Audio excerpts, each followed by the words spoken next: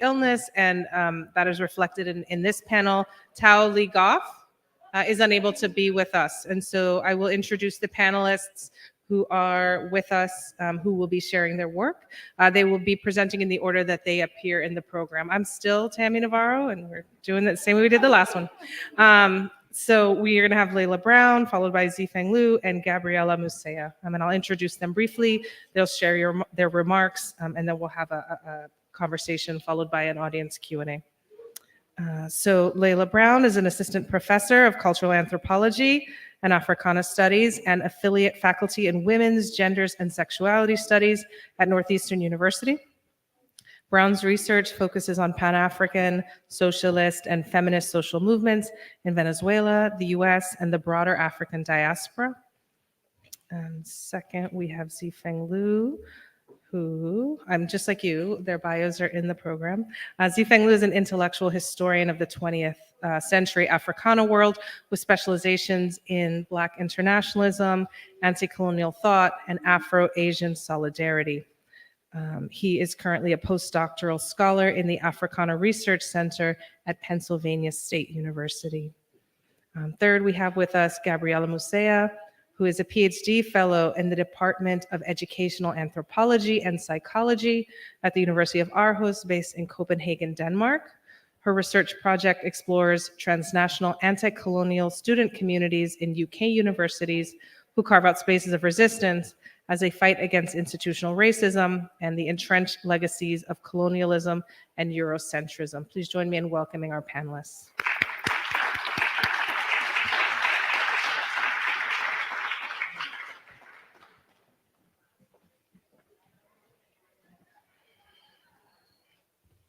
Okay, so I would also like to thank Primla and Tami for the invitation to be here today. Okay, so I want to get started. So I have to begin my talk with my mother. My mother, who after a near lifelong battle with lupus, died of a heart attack at the young age of 56 in 2018. My mother, who at the tender age of 18, in her own words, was, quote, thrown into the fire when she met my father on the campus of North Carolina State University and joined the All-African People's Revolutionary Party. And she was almost immediately appointed to an administrative position. And then the very next year, she was a founding member of the All-African Women's Revolutionary Union. It was her student and later adult activism, as well as my father's, that shaped my understanding of my responsibility as an African intellectual and activist. According to my mother, some of their closest comrades as young organizers with the AAPRP were Palestinian students and activists they worked with regularly. They were so close, in fact, that prior to meeting my mother, my father was made an honorary member of the North Carolina chapter of the General Union of Palestinian Students. That relationship continued to blossom, so much so that my first two names were given to my parents by those Palestinian comrades. I was named after Layla Khaled of the Popular Front for the Liberation of Palestine, who famously was the first woman to hijack a plane in the 1969 hijacking of TWA Flight 840, and Dalal Mughrabi, a member of the Fatah faction of the PLO, who lost her life in the 1978 Coastal Road Massacre. I begin with recounting the relationship my parents, as members of the AAPRP and various Palestinian activist organizations, because we find ourselves witnessing the ongoing genocidal extermination of Palestinian peoples by the Zionist state of Israel, but also because it has been a long-standing practice in our party to recognize Palestine Day in conjunction with our annual commemoration of African Liberation Day for as long as I've been alive. For us as Pan-Africanists, there is no question about the connectedness of our struggle as dispersed African peoples and the struggles against dispossession, colonization, and the dehumanization of the Palestinian people. I also begin with my mother because her years of woman-centered political organizing work, despite those years, I cannot ever recall my mother referring to herself as a feminist, though she was unapologetic about her identity as a Pan-Africanist. By the time I came along in 1986, there was no question about the fact that I would be raised as a Pan-Africanist in much the same way that some children are raised Christian or Muslim. I was an African, and the fact of my US birth was inconsequential to my identity as an African and my duty to African liberation struggles that I would assume over the rest of the course of my life. It wasn't really until college, and more so graduate school, that I was introduced to any kind of formal feminist discourse. Since then, my work has been about attempting to reconcile what I understand to be a resurgence of Pan-Africanism in our contemporary moment, and how this resurgence is in conversation with and in contradiction with my understandings of feminist praxis. It was, in fact, this upbringing and the serendipitous timing of my admission to doctoral studies with the rise of the Venezuela's Bolivarian Revolution in the 2000s that made my work possible. In 1980, the All-African Women's Revolutionary Union formed inside of the AAPRP in an attempt to address, I know I talk fast, that's my issue, always. In 1980, the All-African Women's Revolutionary Union formed inside the AAPRP in an attempt to address issues of women's oppression and liberation inside the Pan-African movement. And this is important because a number of Black women's organizations formed separately, and there was a particular decision with the AAWRU to form as an internal committee of the organization rather than separate themselves from the organization. The AAWRU was formed to, quote, address the oppression of women from a gendered Pan-Africanist perspective. The race, class, gender analysis emphasized the triple burden carried by women of African descent. The irony, according to Bahati Kumba, is that the AAWRU work often became a fourth burden and a form of oppression as a result of the breakdown in the implementation of the race, class, gender informed praxis. Additionally, Kumba argues, the very structure of the AAWRU created tasks for women in the AAPRP over and above their regular AAPRP duties, which included AAWRU meetings, organizing and attending programs on women, and coordinating the Young Pioneers Institute, of which I was a member. That was where they sent the kids when they had meetings. In recalling the formation of the AAWRU, my mother told me that they had several meetings over the years leading up to a big meeting in Ohio. She said, I didn't tell my parents about the meeting because I knew they wouldn't want me to go. Now, a tidbit of information is that my mother is from Fayetteville, North Carolina. Her father was in the military and her mother was a very church-going woman. So just let you know. She said she also traveled to New York for another women's union meeting and stayed with one of my father's relatives. I remember a lot of plenary sessions, she remembered a lot of plenary sessions, remembered she had to actually write a paper on democratic centralism, and this was her at 18 years old, so she said she Googled a lot of stuff, well, not Googled, but she looked up a lot of stuff. So she didn't know, because she said, I just copy and pasted stuff. And for her, that was another trial by fire moment that created so much anxiety as she continued to work with the AAPRP.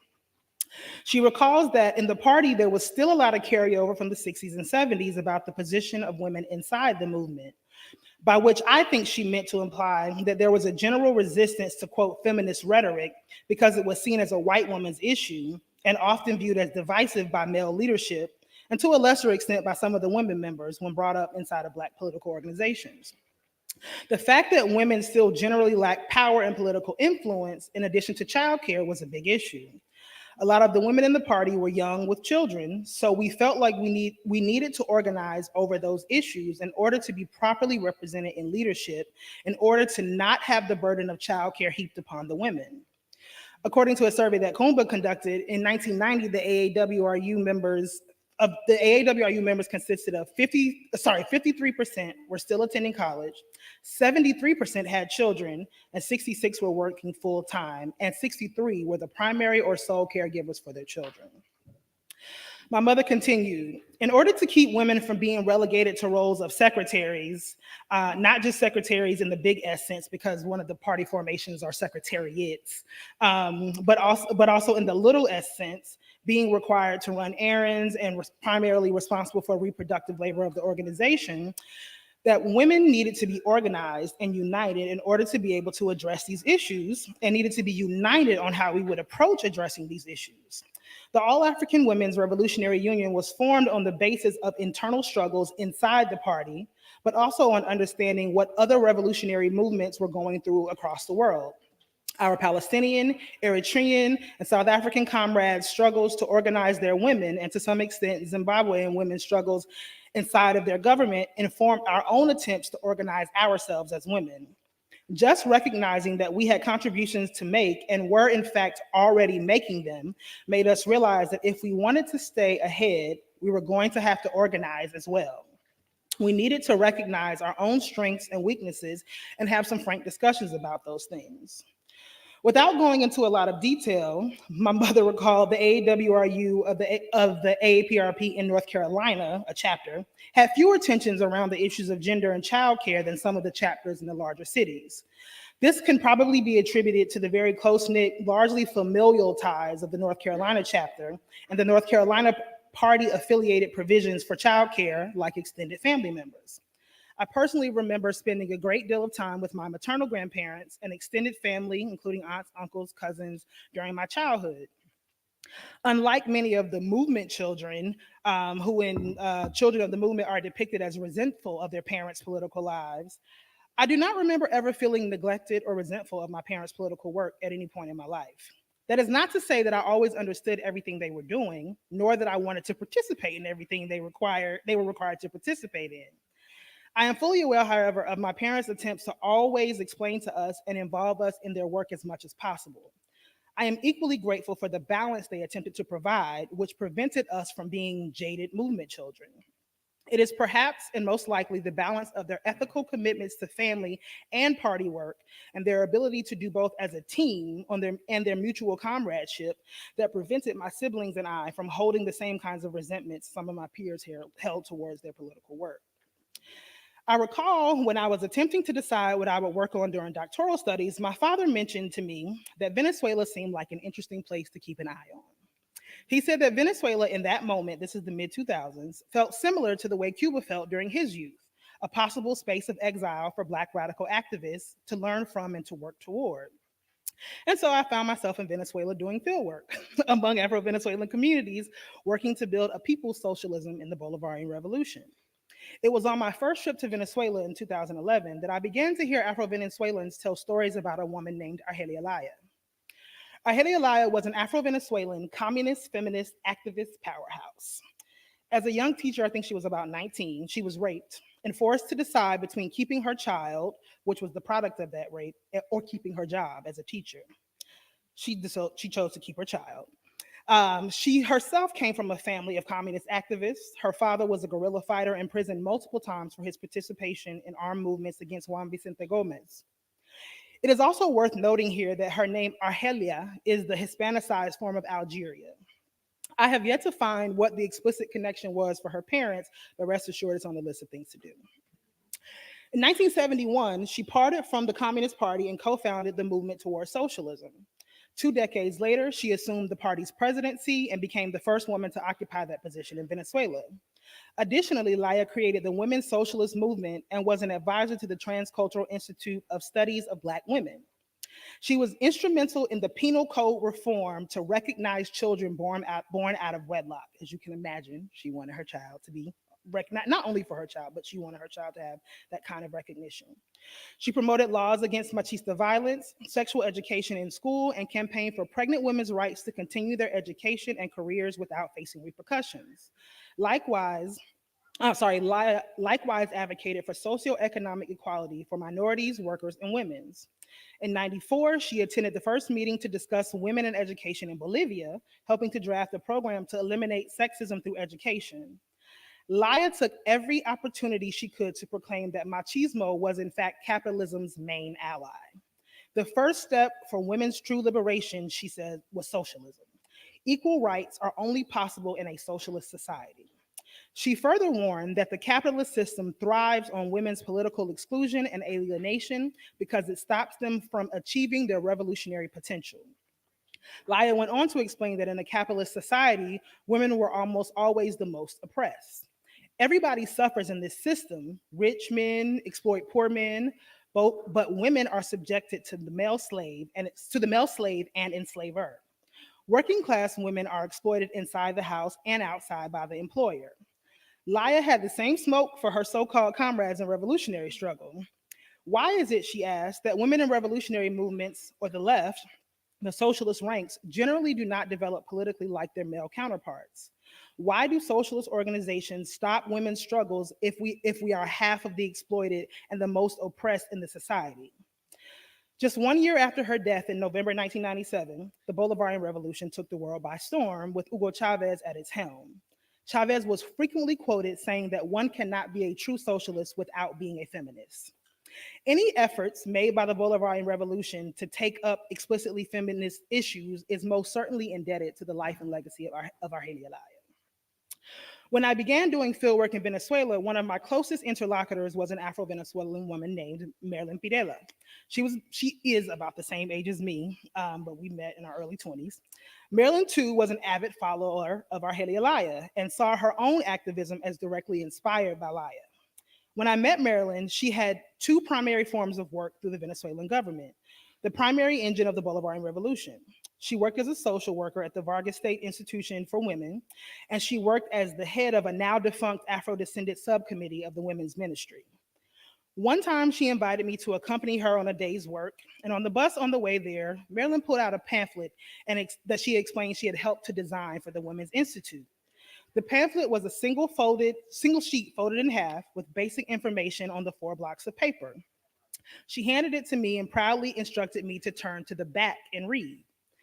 On the back page of the pamphlet was the following quote by Thomas Sankara, president of Burkina Faso and leader of the Burkinabe Revolution in the 1980s. Quote, "Women and men in our society are victims of oppression and imperialist domination. We fight the same battle. The revolution and the liberation of women go together. To speak of the emancipation of women is not an act of charity or a burst of humanism. It is a fundamental requirement for the success of the revolution." I asked her where she had gotten the quote and why she decided to use it for that brochure. She told me she found the quote in a biography of Thomas Sankara and that she thought he was a fascinating political figure. I'm not certain if Marilyn was aware, but the very document in which she found this quote, Thomas Sankara's "The Revolution Cannot Triumph Without the Emancipation of Women," and Sekou Touré's 1983, "The Role of Women in Revolution," provided the theoretical basis for the All-African Women's Revolutionary Union, the women's wing of the All-African People's Revolutionary Party in the US. Let's see, I have 2 minutes, so I'm good. I thought I had more than that. I can only speculate as to why a figure like Thomas Sankara would have been promoted. Oh, sorry. So what I forgot to mention is that these books were often available in state bookstores where books were sold for like 2 or 3 bolivares. And this is a product of the socialist government attempting to make information readily available to the population, right? And so I say I can only speculate as to why a figure like Sankara would be promoted among the political left in Venezuela. Maryland's various positions of leadership, both within the formal women's cumbe of the network of Afro-Venezuelans, as well as the larger power structure of the Bolivarian government, had equipped her with the education, skills, and confidence that allowed her to feel affirmed in her ability to challenge gross racial and gender inequalities and class inequalities. In a more recent interview, when asked about how Afro-feminist perspectives differ from other Western feminisms, Marilyn replied, "While many feminists struggle against class and gender oppression, we have to add another dimension, which is race. Then if you're a person with a disability, you have to add another dimension, and the same if you're LGBTQ+. Layers of oppression build up on top of each other. As Afro-feminists, we are acutely aware of this situation, which has consequences for the way we organize and struggle. In our continent, there is a robust Black feminist current. Here in the early 90s, the Black Women's Union was a powerful movement that emerged with figures such as Argelia Laya, Josefina Brito Camacho, and Reina Ratia. This movement was contestation and went beyond the narrow precepts of mainstream feminism. But there were similar events in Colombia, Panama, and Costa Rica. Further north, Black Panther women also had a combative perspective, and none other than Angela Davis came out of that movement. In general, Black feminism is on the left of the political spectrum, although there are some subcurrents that don't identify as left because colonialism is still among us and exercises pressure through academic and financial mechanisms. As a Black woman, I am part of the Afro-feminist movement and I am a leftist. Here we see Marilyn making explicit connections between the work she understands herself to be doing and the ongoing interconnected work of Black African women across the Americas. I have one more paragraph, I'm done. Maryland's evocation of Thomas Sankara, former president of Upper Volta, Burkina Faso, a revolutionary Pan-Africanist who was murdered for struggling for the freedom of his country and his people, represents a public publicly unapologetic linking of the liberation struggles of the Burkinabe people to the daily lives of Afro-Venezuelan women, and furthermore is a salient example of a Pan-African feminist praxis in her attempt to create a world in which the women she works with are also exposed to such ways of being and understanding the world. It is also a testament to Pan-Africanism itself as a liberatory theory that it would speak to someone so far removed from its geospatial and temporal origins. When I initially went to Venezuela to better understand the developing political and cultural possibilities for people of African descent in the Bolivarian Revolution. Over the past decade, I have come to understand Maryland's, as well as other activists' combination of grassroots and state-level activism as inspired by similar strands in forming community building, consciousness raising, and radical nation building for Black African-descended peoples in the US. The Sankara quote, along with the work of Pan-African feminist activists like Marilyn, sheds light on the relationship between the experiences and theories upon which my work is founded, the epistemological linking of Pan-Africanism, feminism, and organization as a comparative and shared project between Venezuela and the US. It is from the life and work of unapologetic Pan-African socialist feminists like Marilyn and Argelia Laya that help elucidate what I understand to be a Pan-African feminist praxis in our contemporary moment.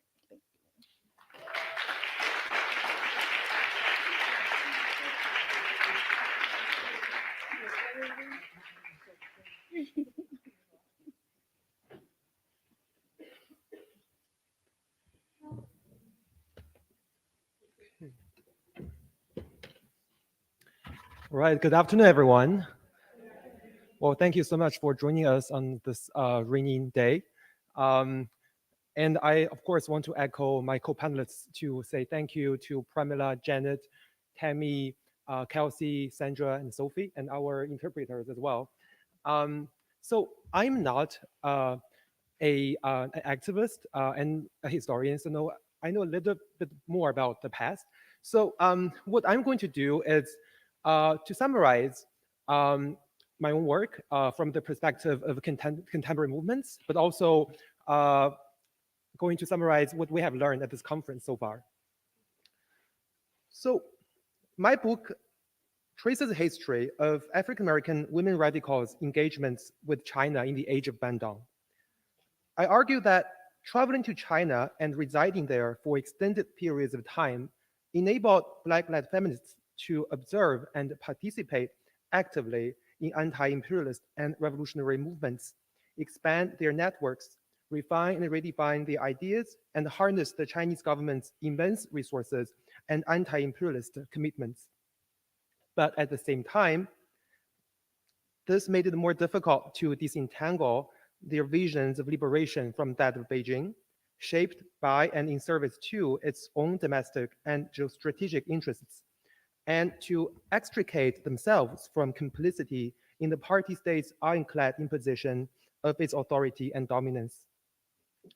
Moreover, although Black radical women and the Chinese Communist Party worked together to forge Afro-Asian anti-imperialist solidarities, their collaborations were often fraught with disagreements, sometimes expressed and other times subtle, which provoked anxiety among Chinese officials over the translatability of Maoist revolutionary theory.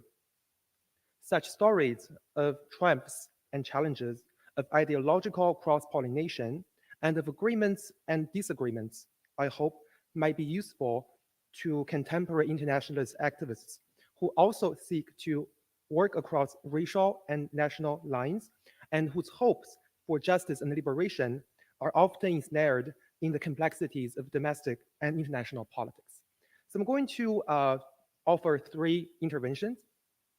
First, we need to center feminist, queer, and radical visions of anti-colonial and anti-imperialist solidarity, what I call other Afro-Asias.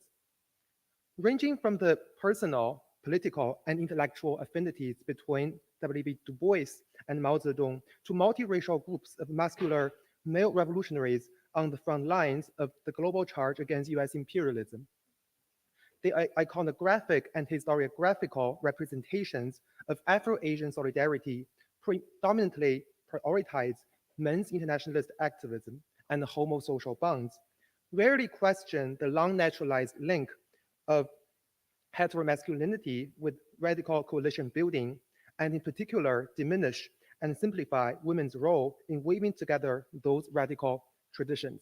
In fact, there is a special issue of the Feminist Scholar Online published here at Barnard on feminist and queer Afro-Asian visions. I encourage people to read that special issue. Furthermore, as my book in progress shows, Black left feminists played crucial roles in the history of Afro-Asian solidarity, but we should also appreciate how difficult it was for them to completely break out of the dominant epistemic and political straitjacket of their time. They bumped up against prevailing notions of gender and sexuality, even as they were often complicit in reinforcing normative masculinist discourses and power structures. This means that not only should we uncover and center the formulations of the radical Black female subject that did challenge the hegemony of heteronormative notions of gender and sexuality, such as their placement of working and poor Black women at the forefront of the long Black freedom struggle, and contestation of the denial of racialized and colonized women's access to the fruits of their reproductive labor. But we also should remain in conversation with feminist and queer scholar activists in order to better discern the complexities and contradictions of internationalist thought and praxis, and articulate and transform into reality truly radical political imaginaries. Additionally, Black left feminists forged Afro-Asian alliances to undo overlapping violent world systems, such as racial capitalism, patriarchy, and colonialism. For Black women radicals, their point of departure was an inquiry into how such global structures interacted to produce and perpetuate unfreedom for the exploited and the oppressed the world over. They aimed to reorient public perspectives away from projects within the modern nation state and the promotion of liberal reformism toward transnational radical emancipatory designs. This commitment to undermining global capitalism and creating a just world order should continue to be the hallmark of today's activism. Second, Black left feminist successes and challenges of negotiating differences while building solidarities resonate with today's internationalists committed to bringing together different activist movements. My own work shows that the Chinese Communist Party and Black women radicals enacted a political and intellectual traffic that flowed both ways. Not only did China's upholding of anti-imperialist internationalism and promotion of the Maoist blueprint for global transformation inflect African diasporic feminist intellectual traditions, but the transmission of Black feminist work into Chinese public sphere and their critical embrace of Chinese leaders' ideas also shaped perceptions of the relationship between class, race, gender, and empire, and articulations of socialism, feminism, anti-colonialism, and cosmopolitanism in China. Such interconnection took place within a vibrant international public sphere.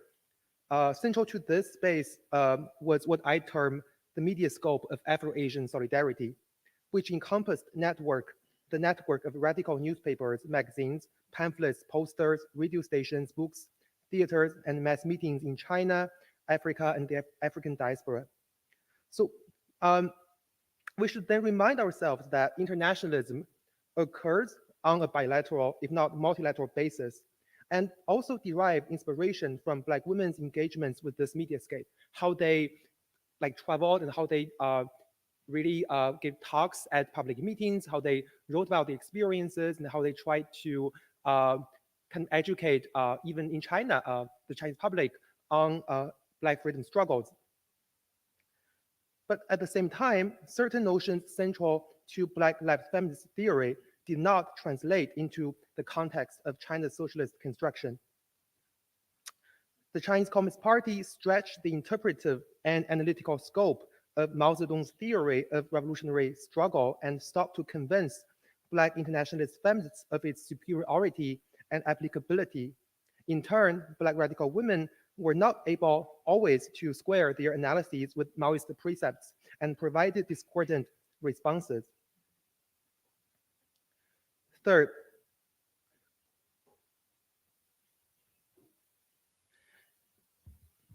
the geopolitical contexts in which Black left feminists operated were difficult.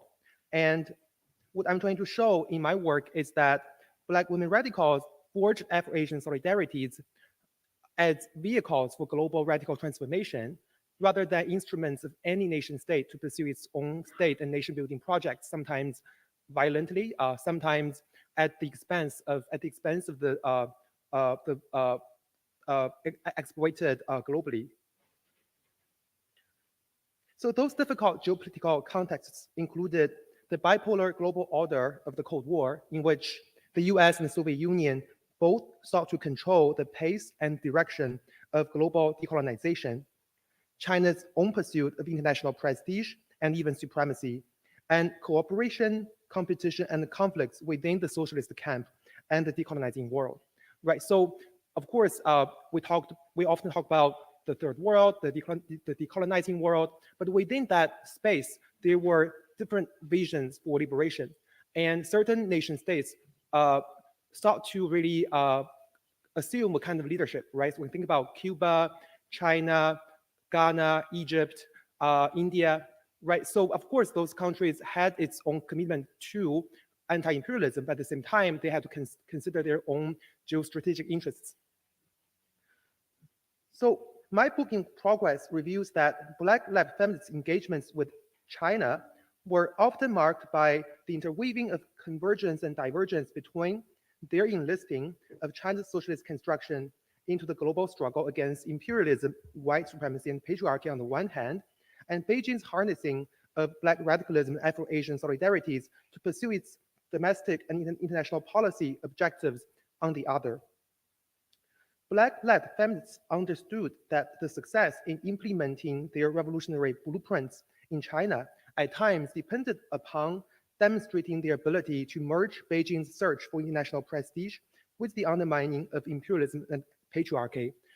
This means that sometimes they had to produce romanticizing narratives about China, and those narratives sometimes masked repressive and harsh realities in China. But despite the Chinese government's persistent attempts to deploy Blackness in service of its own nation and state building, Black women radicals selectively drew on Chinese Communist Party leaders' ideas to craft independent voices, and in other cases, articulated political and ideological positions that diverged from those promoted by the party state. Black radical women occasionally registered their reluctance to pick sides and attempted to paper over political and ideological disagreements among anti-imperialist countries. Such discrepancies between Black left feminists' revolutionary blueprints and China's vision of national and global transformation sometimes were symptoms of miscommunication and misunderstanding that arose as a result of language barriers, cultural differences, their limited exposure to Chinese history and politics, and the inability to translate certain concepts into a different context. At other times, these gaps reflected conscious efforts to attenuate China's persistent attempts at instrumentalization of Afro-Asian solidarity projects. Whether they departed from the CCP's lines intentionally or not, Black radical women consistently attempted to forge ahead with their own agendas in alliance with, but not in subordination to, any nation state. It is therefore necessary for us to continue to explore how to navigate the treacherous waters of domestic and politics of nation states and the rapids of regional and global political and social change, and to transcend contexts of competing national interests and geopolitical calculations. I'll stop here. Thank you so much.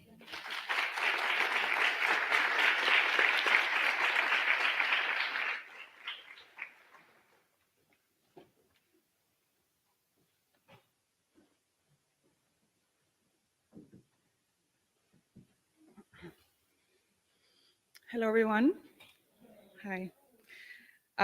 First of all, I just want to express how deeply honored I am to be here today and to be in dialogue with this incredible panel.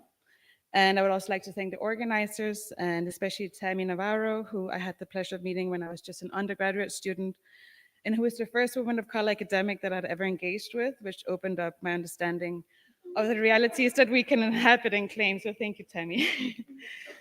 So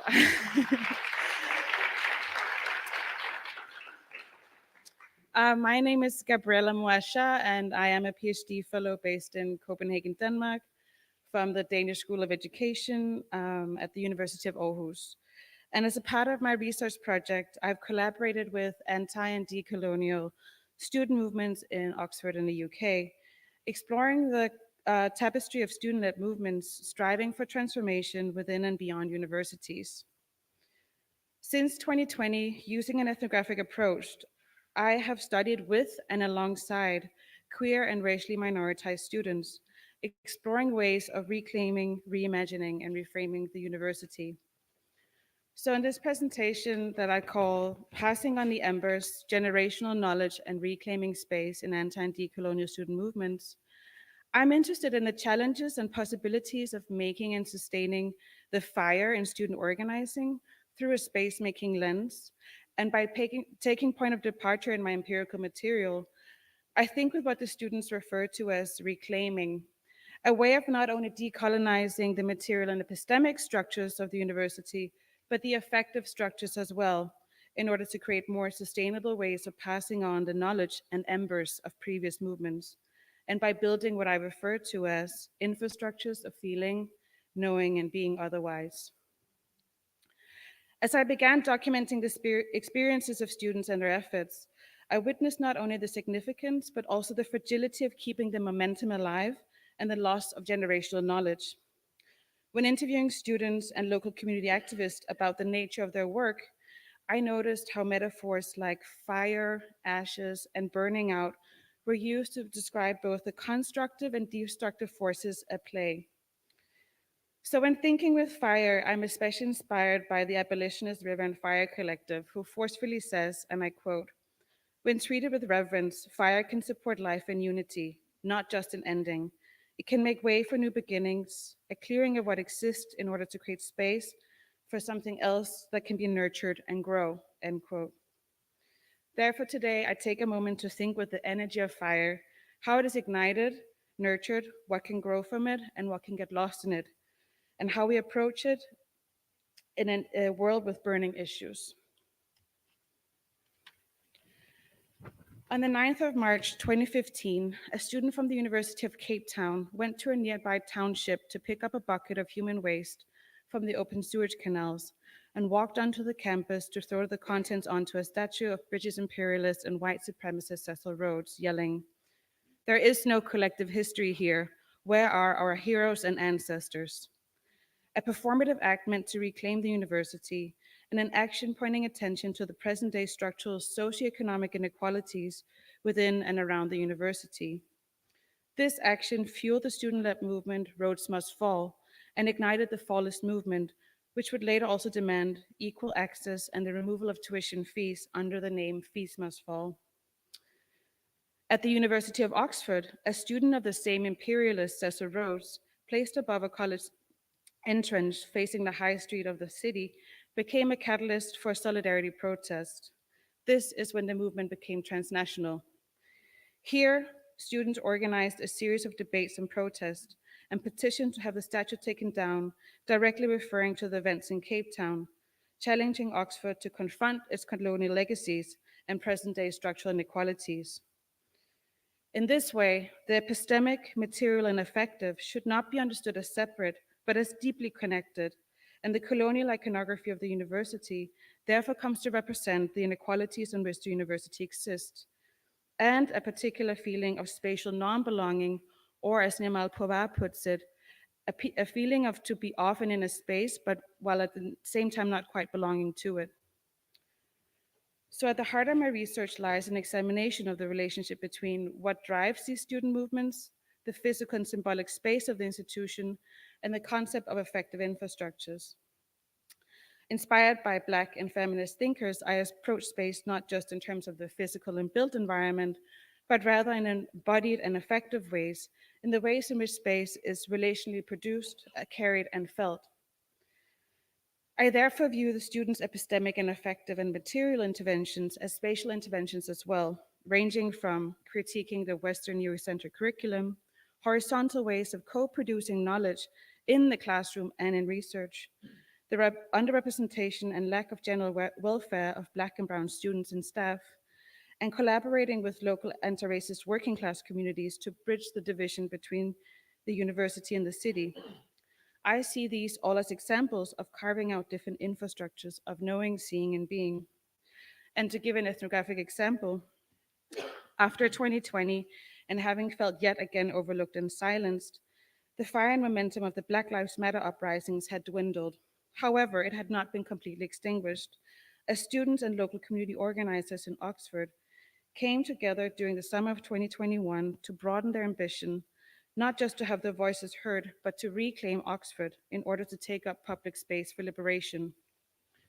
Here, I witnessed not only the physical occupation of space in the heart of Oxford, but also the reinscription of different emotions, experiences, and perspectives as we painted on a white big banner, "What is the Oxford you want to see?"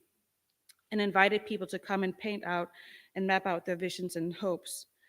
And so creative spaces like these are spaces of resistance that represent attempts to carve out effective infrastructures. And by making and holding space for emotions such as alienation, non-belonging, and hope, we, in very tangible ways, bear witness to each other's experience and tender the embers. But as I mentioned in the beginning, I witnessed how one of the major reasons why the momentum and fire would dwindle in these movements was connected to what the students would refer to as institutional memory loss, a loss of generational knowledge of how previous generations have resisted, their experiences of what it means to be radical within, challenges and progresses. A student based in Oxford described this issue as, and I quote, "That kind of knowledge, no matter how hard you try to pass it on, to some degree it's going to be lost, the knowledge of experience. So the cycle of anti-racism happens. Every so often, people are like, hold on, here's all of these problems, and the university acts like they've never heard about these problems before. They'll set up a working group, a task force, and then they'll produce some sort of report, and then barely anything will happen." One alumni I talked to went to my college back in the 90s and said that she was doing this work back then as well. "It's really disappointing to see that barely anything's changed, and I don't think that's by accident. I think it's somewhat purposefully," end quote. So this makes me think that the very structures of the university seems to extinguish and suck out the air of these transformative fires, enabling another cycle of erasure and loss of generational knowledge that the student describes. This cycle is in part shaped by the quick turnover of students, the emotionally and at times physically taxing task of being in constant resistance, and how the coloniality of academia operates by either disciplining, denying, or silencing resistance. Or, as Sabelo Gachani says, and I quote, "reforms anti-systemic forces by opening up the system and appropriating concepts which emerge against it to give an illusion of change." For example, when a university puts down commissions, announces listening exercises, or writes anti-racist solidarity statements, but then do not follow up with concrete actions, deny the recommendations, or in some instances, like in Oxford, cancels the listening exercises. The students' work reminds us of how the past is not the past, but always appears to rupture the present. But however, the logics of coloniality in academia seems to be exactly operating on a separation between the past and the present, which makes possible this purposeful forgetting and denial, a commitment to overlooking. These are just some of the uncaring infrastructures and logics of colonialism in academia the students are working within and up against, which can fuel the cycle of anti-racism and the loss of generational knowledge within the movements. And therefore, passing on these embers and the knowledge is a real struggle in and of itself, and sustaining the momentum is one of the key challenges. So how can we overcome the issue of institutional memory loss and the forces that seek to extinguish transformative and regenerative fires in academia? One student who leads the mental health community for queer and racialized minoritized students talked about the importance of not only doing what he referred to as hardline activism and direct action by petitioning, writing statements, and protesting, but also the need to claim these effective and reparative spaces where marginalized students can share experiences, bear witness, grow and listen, and claim a sense of belonging, sort of collective bonfire places where the fires within us can be handled with care. He described this as, if you're able to thrive in a space that doesn't want you to thrive, in a space that is not made for you, or people that look like you or have similar experiences as you, then simply to have a space where you can do that is an agonism. So by claiming spaces and carving out infrastructures where queer and racialized minoritized students can thrive, assert their existence and flourish rather than only survive, is an act of defiance against systematic exclusion and harm. This is a deeply personal political approach, rooted in an ethics committed to listening, bearing witness, and validating experiences of marginalization. And like spaces are relationally produced, so are emotions, and how they circulate in larger societal systems and are socially, politically, and culturally contingent, reproduced across time. Therefore, in a world dominated by coloniality, this is not just a strategy for the here and now, but is also a future-oriented one. And these infrastructures of feeling, being, and knowing otherwise can serve as a map for the future, which compels us to ask, how can we both individually and collectively tend to the life of the embers we carry within and between us? And closer to home, how can our ways of researching, teaching, and archiving disrupt these cycles of erasure and be part in passing on the embers to the next generations? Thank you.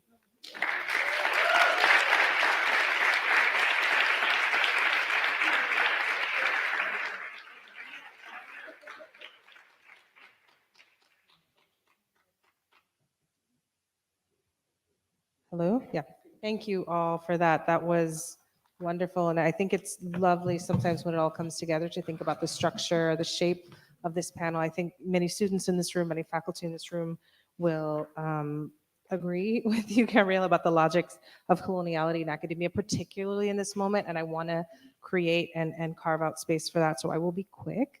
But I will just say one thing I see kind of running through these papers, not to say attention, but the ways they're in conversation. So Zifeng, I hear you talking about the engagements of Black women, for example, in these mediascapes, right? So writing the newspaper art, like producing, showing up in the scape. But I hear you, Layla, talking about the fourth burden, like this is work, right? Like somebody is researching that. Your mom is Googling, she's not Googling, but your mom is, like she's copy pasting, she's finding a babysitter for you, she's relying on extended kin networks. Like there's the labor of appearing, there's the possibility of burnout, as you talk about, right? So how have Black women historically and in the contemporary moment shown up, but also the costs of that, right? So intergenerationally, you're talking about your mom, yourself, your family, future oriented.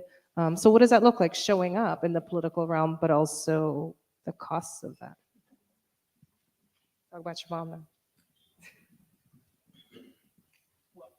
It's on? Yes.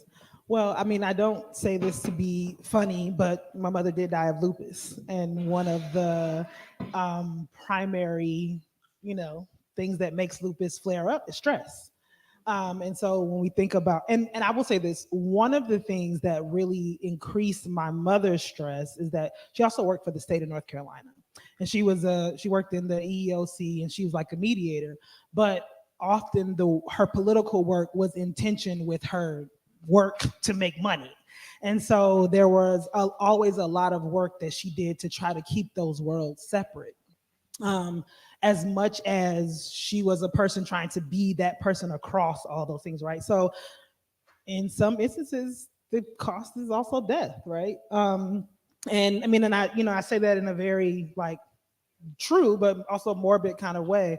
And I think about that same thing with my grandmother, but even I remember, so it's interesting to talk about Marilyn because she and I are the same age. And I remember in that same conversation that I recount when she shows me that pamphlet, she and I neither of us were mothers at the time. I'm still not a mother, but she is a mother. And that conversation started because she was telling me a story about her niece. And so Marilyn is a dark-skinned woman. She wears her hair natural. She had her hair braided at the time, and how her niece was being treated in school. And so one of the reasons why she had kind of come to the work that she was doing was because of her own experiences of people not wanting to touch her and be near her daily in school, but also that she recognized that a generation later, her niece was experiencing the same types of things, right? And so there is this constant kind of struggle with, okay, I want to do this intimate kind of care work that recognizes the humanity in our, in ourselves. But I also understand that in order to be able to do that, it has to go somewhere beyond that, right? And so one of the things in the more recent conversation that Marilyn talks about is the necessity of re-internationalizing Black women's struggles. And so always thinking about herself in connection, and making spaces where, like in those meeting spaces, I think I talk about myself a lot as a movement baby, because I think about the movement babies that are around me when I'm in those spaces and how those children are treated and if they're cared for, and that it is extra labor, but it also is, it's extra labor that we have to do in order to be free.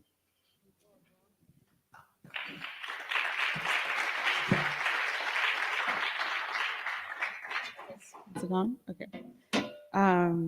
Thank you, Tami, for that question. Yeah, I think what I've witnessed, these students, they go through these cycles where they also feel a huge responsibility and a burden, and a deep form of alienation and loneliness. And so I think what's been important to kind of sustain them is exactly to always rely on how to create these collective spaces of vulnerability and spaces where you can share also your emotions that maybe are emotions you can't share in other places. So I think, yeah, they are aware of this burnout cycle, and I think they're kind of now they're creating these effective spaces where they can share emotions that feel like taboo or are not validated otherwise, and realizing that this is necessary not just for the here and now, but also for the next generation of students, is to emphasize this need to create these mental health spaces and yeah, and not get sick, because this work can make you sick. Yeah, so I think that's just what I wanted to add.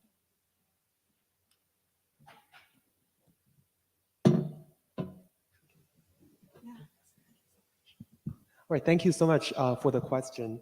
Of course, it was dangerous to begin with to travel during the Cold War, to travel to an enemy state, and to travel across ideological lines, physically, but also ideologically. And so, of course, during that time, even now, there is a network of spies, intelligence agents, right? So these people basically followed them every step. But even in a revolutionary state, the Black women were also under surveillance. So they had the handlers and all those interpreters, companions. They were tasked with reporting on those visitors' activities, right? But also being able to travel to a socialist country made them vulnerable even more here, right? So like of course, during the Cold War, so this is like Cherisse Burton-Study's work about the kind of entanglement of anti-Blackness and anti-radicalness, right?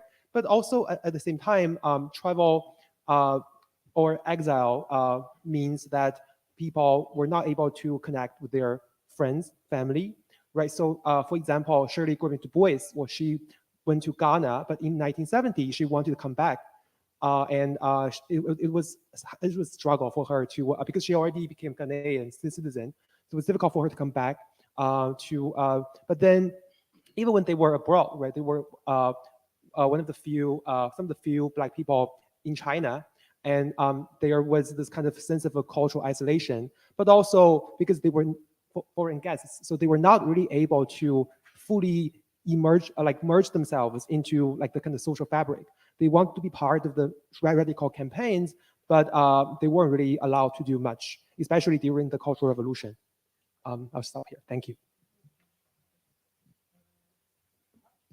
Because we're okay on time, I'm going to ask another quick one, because one other thread that I hear working through these papers is both the possibility of linkages. So I'm thinking how you opened, you're talking about the connections between Pan-African and Palestinian struggles, and also the tensions or difficulties, maybe failures is too strong of a word. Your mother's, for instance, rejection of, well, I'm not a feminist, right? So, but also I hear that in your papers, Zifeng, like what are the possibilities of these linkages, right? These important transnational linkages but also the spaces of failure.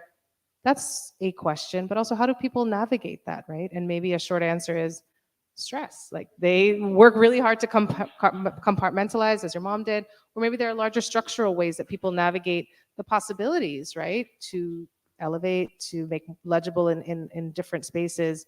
But I hear failure or sort of breakdown across these papers too.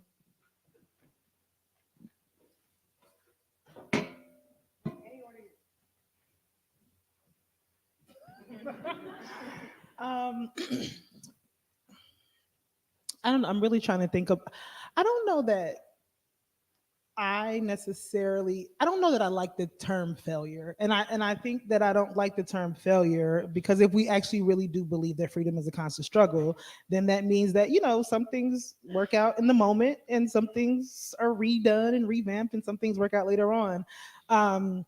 I think, and I even think, even with my mother's relationship to feminism, I don't know that she even would have necessarily been like, I'm not a feminist. It's just that wasn't necessary for her in the way that she understood the work that she was doing. Because, we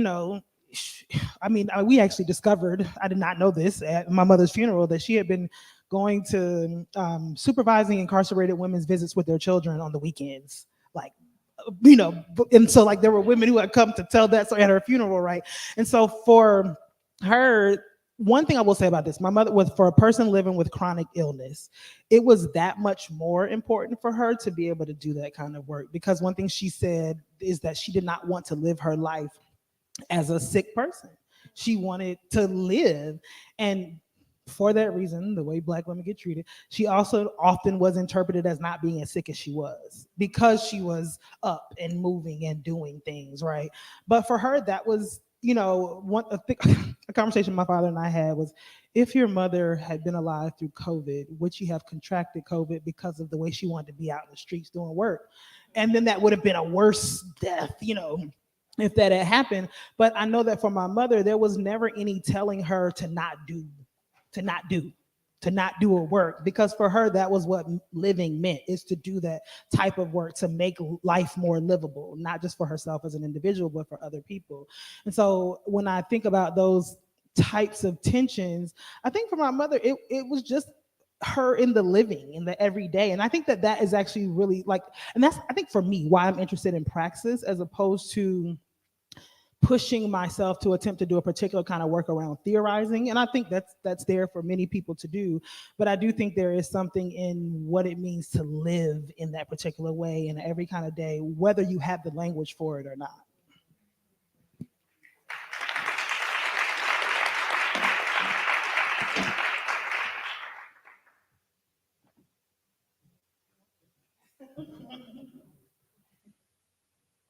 Thank you so much for the question.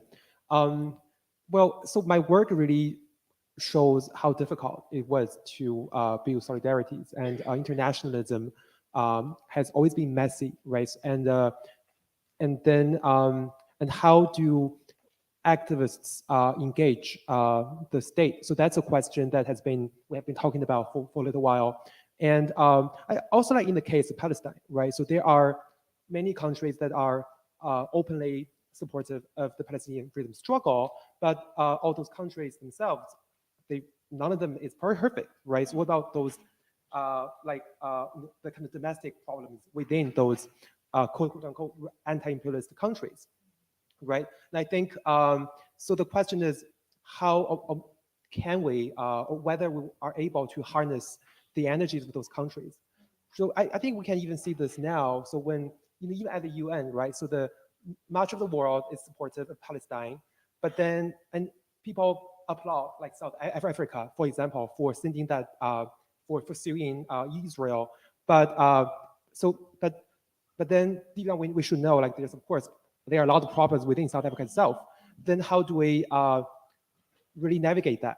And I think what I want to show is that so basically I'm inspired by Ella Baker. She always asks people, like to identify your people, right? So who for the Black women radicals I study, who their people's work, right? So I think that really, I think with that in mind, they always try to chart an independent course. And some of them were really skilled at navigating geopolitical forces, like Shirley Goodwin Du Bois. She was in Egypt, she was in the Soviet Union, she was in China, but like she was able to basically manipulate geopolitical forces. And I think that's something that I think we can probably learn about like for today. Thank you. No, I think Ella Baker and the kind of legacy she offers us are really important to think with. Okay, let us open it up, please, to the audience for questions. Students will circulate.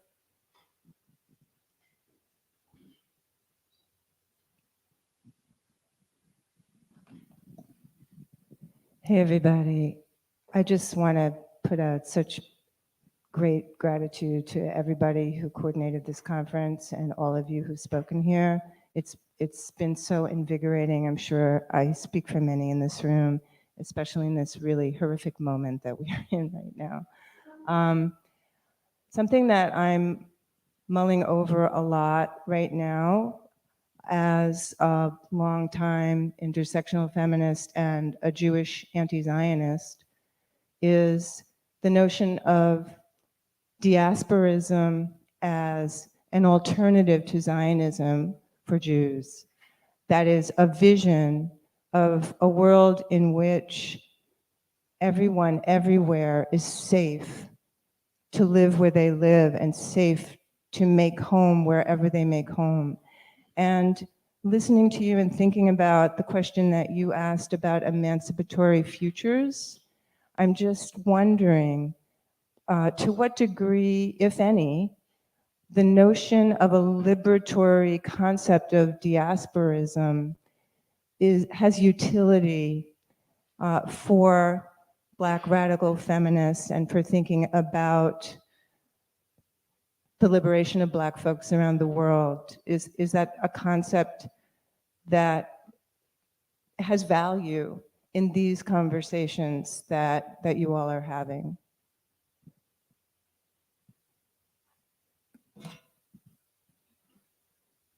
So I would say, so for me, we exist as a diaspora as African people, right? And that is across the continent, across the rest of the world. And for me, well, I think yesterday we had a conversation about sort of modifiers and important nomenclature. And for me, the reason why I prioritize Pan-African feminism as opposed to a Black feminism or even an internationalism is that for me as an African person, Africa is primary, right?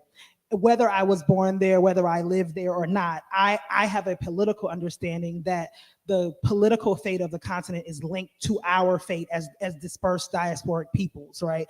And because for the most part, we do not have a stable homeland somewhere to be able to defend us when something happens, we are increasingly vulnerable in different kinds of ways. So we exist, as a diaspora, but for me, I don't know that diaspora does that work for me.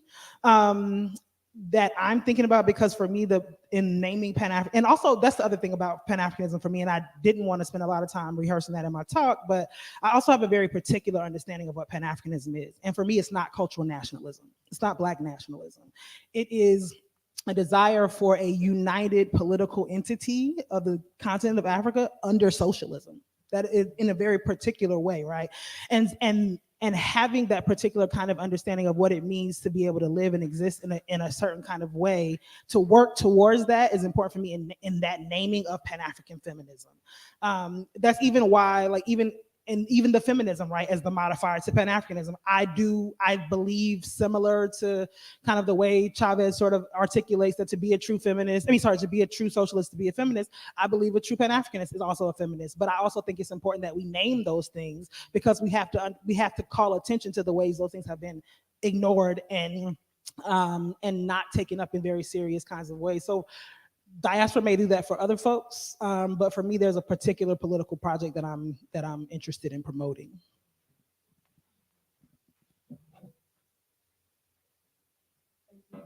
Can you hear me? Okay. Thank you for your comment and your question. I think I just wanted to briefly add that in the case of the student movement that I mentioned, it was also Black South African students in Oxford who were inspired and took leadership from South African students. And I think there's something quite radical in that they kind of disrupt this idea of these issues being separate, or that these geographies are separate, and they claim these interconnected political geographies in their resistance, and so in that way they disrupt this idea that these issues are not global or transnational, but they travel, and they voice their perspectives and their histories in these spaces. Yeah. Yes, just briefly to add, totally agree that diaspora is definitely a useful concept, but there's nothing natural about like radical solidarities.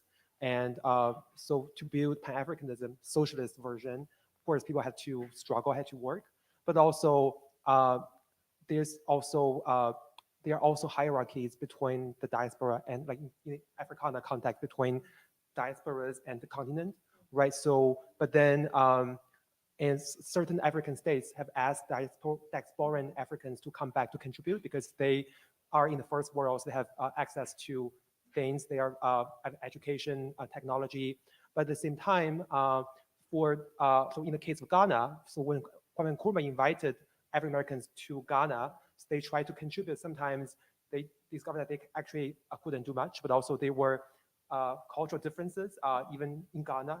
So I think what we need to do is to continue to struggle, continue to build. So just to echo that, there's nothing natural about those connections.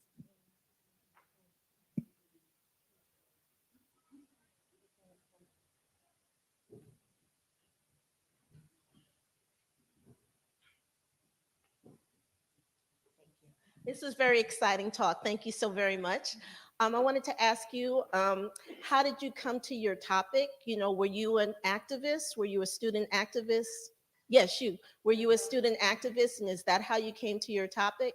And then also in terms of, you know, the university, you know, these places were not built for us. They were not made for us. They were not made for the students. They were not made for the faculty. I went to City College, and because of City College, the way it was founded, it was made for us, right?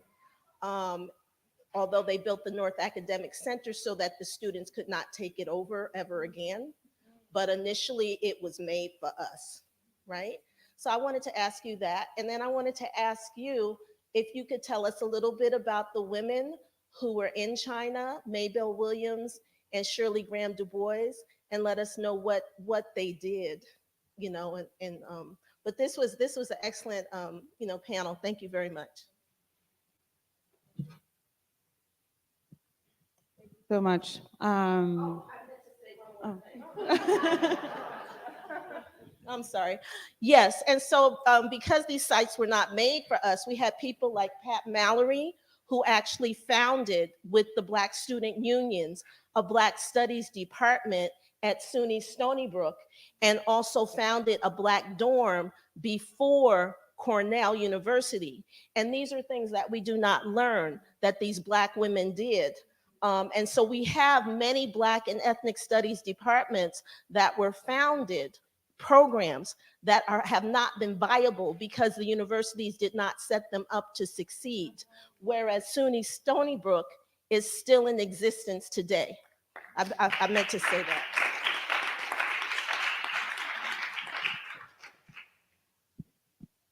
Thank you. How I came to this topic, it's a big question and there's not enough time for it, but my life. I'm a Afro-Danish woman. I live in a majority white country, and I'm very much a part of the African diaspora. My family is Kenyan.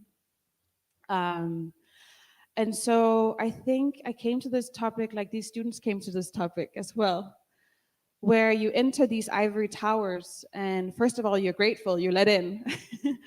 And then you're like, hold on, what are these histories? What are these knowledges? Who's teaching them?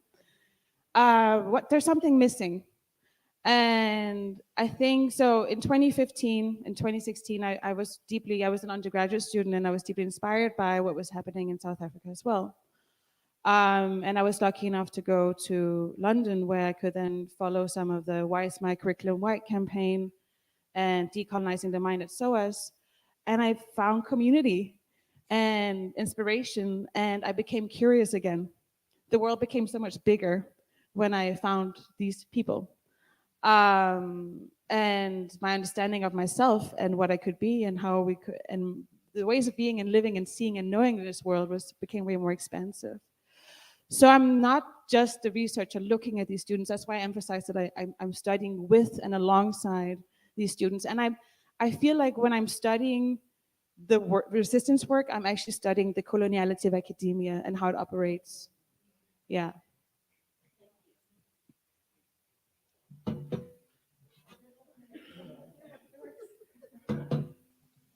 Yes, just to briefly answer that question. Well, they did a lot of things. So Mabel Williams, so she is known primarily as the wife of Robert F. Williams, who had a huge influence on Black Power movement in this country.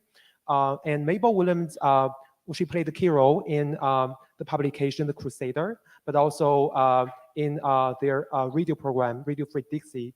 But also when she was in China, she traveled in China and she, during the Cultural Revolution, she lived in Beijing. So like there are pictures of her marching with students on the streets of Beijing, talking about her understandings of Maoism. And in the case of Shirley Gordon Du Bois, well, she of course is also known as a wife of the wife of an important leader, W.P. Du Bois. But she was in Ghana. She was the director of national TV in Ghana. At the time, in the 60s, she was one of the most powerful women in the world. And then because of her kind of proximity to power, she traveled all over the world, and she was very close to Chinese top leaders as well. And she gave lectures on African-American culture in China. She became an important international voice for the Chinese Communist Party. And she even passed away in China in 1977. Yeah, she's buried in Beijing.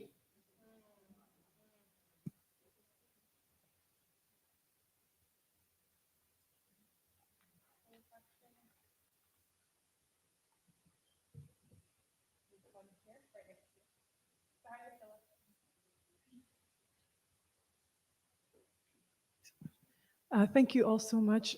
So we're talking a lot, we're having this conversation about the fact of not listening, institutions not listening, right? The patriarchy not listening and so on. And people continuing this work, resisting with generation after generation. And I really want to ask for all of us in a way, how do we tackle this reality of not being heard and of this active refusal to listen at every level? Because I think, especially with Palestine, I think we're really experiencing it in a very profound way right now.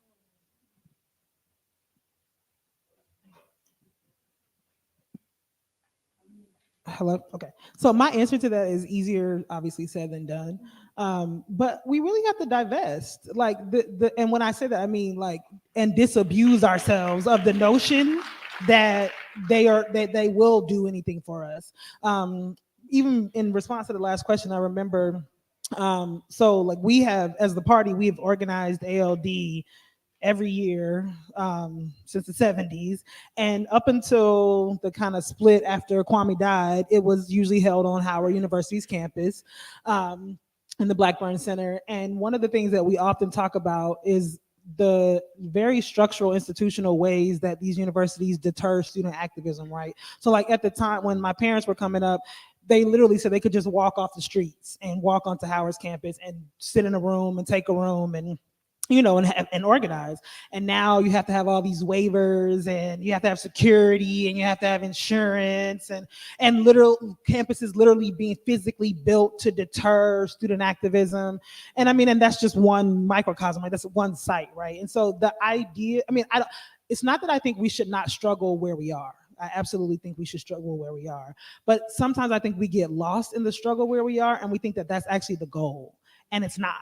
right? It's not, the goal is not to make Colombia for us, right? The goal is to be able to survive Colombia long enough to make our own stuff, right?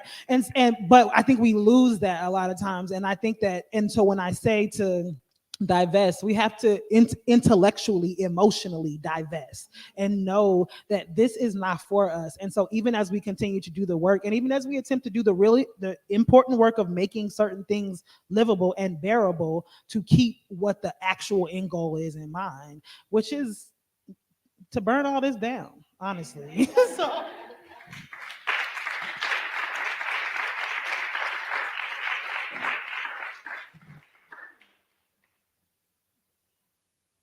I don't know how to follow after that, except that I can only echo what you said. And I also think that's what the students are realizing, is that the revolution will not come from the administration being like, okay, we're going to hear you. I mean, we have to create these alternative spaces, and we have to maintain radical hope that despite not being heard and seen, we can still make a change. But yeah, it requires great imagination, because it's looking beyond the institution and the institutional frameworks. Yeah.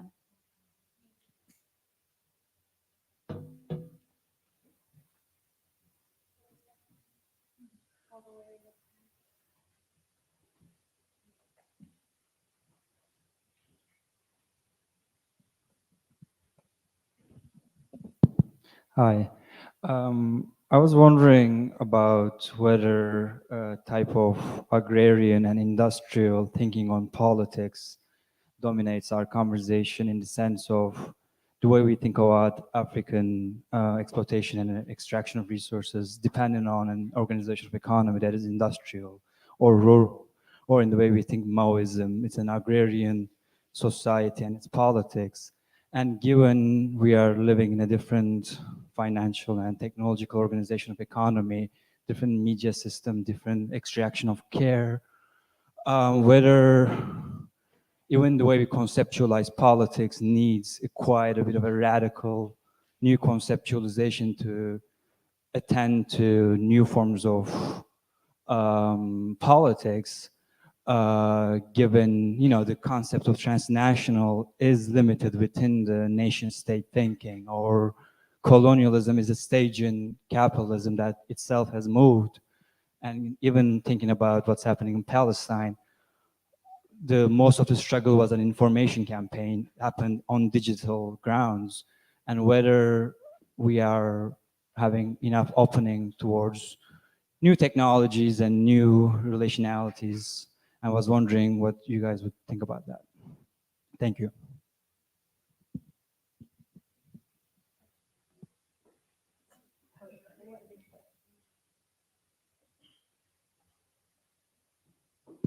Yes, thank you so much for that question. Well, I think it's a great question to always think about how we might be able to engage those governments. And I think the digital platforms are a nice tool for us to use, but also all those digital platforms are also owned by transnational corporations. And they do not escape those restrictions, laws instituted by the nation state.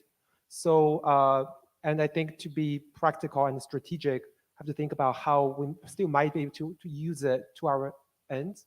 But also, I think I'm also suspicious of this kind of armchair activism sometimes. Like we can say many things. People can give amazing arguments on Twitter, but yes, there are people have those tweets with long threads, 10 subtweets. But I think of course these things illuminate the present, but how do we move beyond that? And this is not to say all of us have to take to the streets, but then what are some of the activism that we might be able to participate in? I think that's a question for all of us to consider.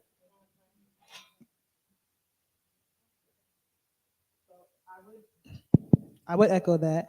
I also, again, talking about divesting and disabusing. I don't believe that the vast majority of our activism takes place online. That is where we get exposed to the work that other people are doing on the ground away from us. But I don't actually believe that it's true that the vast majority of work is actually being done online. In the same way that, they would have us believe, like, in these moments, in these swells, that, people just are reacting and responding to a death, right? So Sandra Bland's death, Eric Garner's death.